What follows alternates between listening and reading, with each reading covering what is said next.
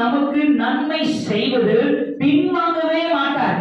இந்த உலகத்துல எல்லா மனுஷங்களும் எதனா ஒரு உதவி செய்யறேன், ஒரு காரியம் செய்யறேன் என்று சொல்லி அநேக காரியங்களை பின்வாங்கி போயிடுறாங்க.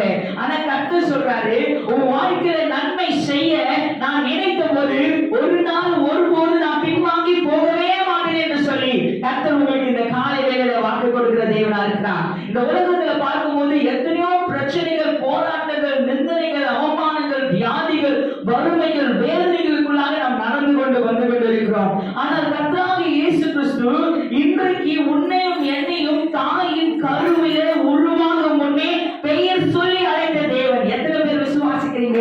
ஆண்டவர் உங்களை பெயர் சொல்லி அழைத்திருக்கிறார். தமிழ் அர்த்தம் பெயர் சொல்லி அழைத்திருக்கிறார். ஆண்டவர் சொல்றார், உன்னை தாயின் கருவிலே வேர் பிரித்து எடுத்து உன்னை நன்மையினாலும் கிருபையினாலும் இரக்கத்தினாலும் அபிஷேகத்தினாலும் உன்னை முடிசூட்டார் வல்லவரா இருக்கிறார். எத்தனை பேர் விசுவாசிக்கிறீங்க? ஆண்டவர் சொல்றாரு, கடந்த 10 மாத காலங்களும் நிறைய நன்மைகள் நடந்தது, நிறைய அற்புதங்கள் நடந்தது, நிறைய காரியங்கள் நடந்தது.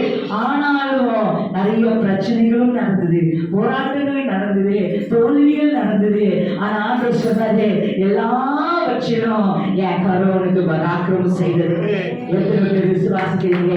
ஆண்டவர் இந்த மாதம் முழுவதுமா, இந்த 10 மாத காலங்களிலும் ஆண்டவரோட கரம் நம்மளை விட்டு போகவே இல்லை. அவர் நன்மையினால, அவர் கிருபையினால, அவர் இரக்கத்தினால நம்மளை பாதுகாத்த தேவனா இருக்கிறாரு.